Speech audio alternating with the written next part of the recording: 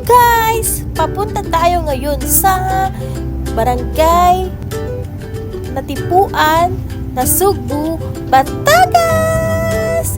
At ito, nagmula na tayo sa Kabuyao at babiyahe tayo papunta sa Nasugbu.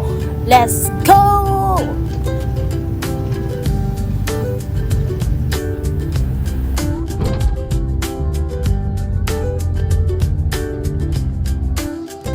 Finally, we are here now at Nasugbu, Batangas, and we are heading now to our rented transient.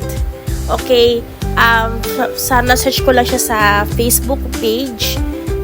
Sa Facebook groups pala din. Search lang ako. Then nakita ko yung name niya at agad-agad ko siyang chinat.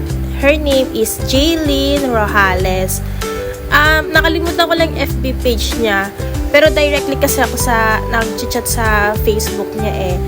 Then, very spacious yung kanyang transient. Then, with 2 rooms, 1 aircon room, and 1 fan room. Then, wide, ayun o, lutuan. Malaki yung lutuan niya, pati yung dining area. Kaya, pwede talaga sa mga nag-outing. Let's go to the, yung tawag doon, yung yung magandang paligid. Yan talaga yung hanap ng balat namin. Yung magandang surroundings, tapos yung hangin ba, yung simoy ng hangin, di ba? Ang ganda-ganda. Ang ganda-ganda ng ambience talaga pag nakatira ka malapit sa dagat. At that time, hubas or low tide nung dumating kami. So, ayan o. Sorry. Yan. Ang ganda-ganda talaga dyan. Then, yan. From here, nakikita tayo angko, papunta doon. Siguro, mga 2 minutes away lang ang lakad. Iikot lang kami dyan. Hindi naman talaga dyan yung liguan namin sa Batuhan. Don't worry, guys.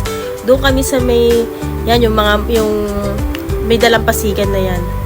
Yan, dyan kami pepesto.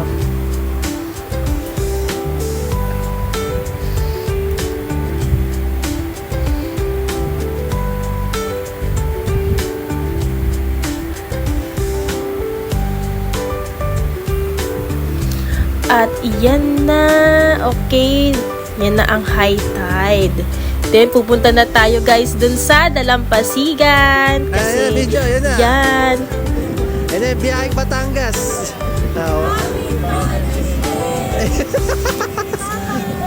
Yun na.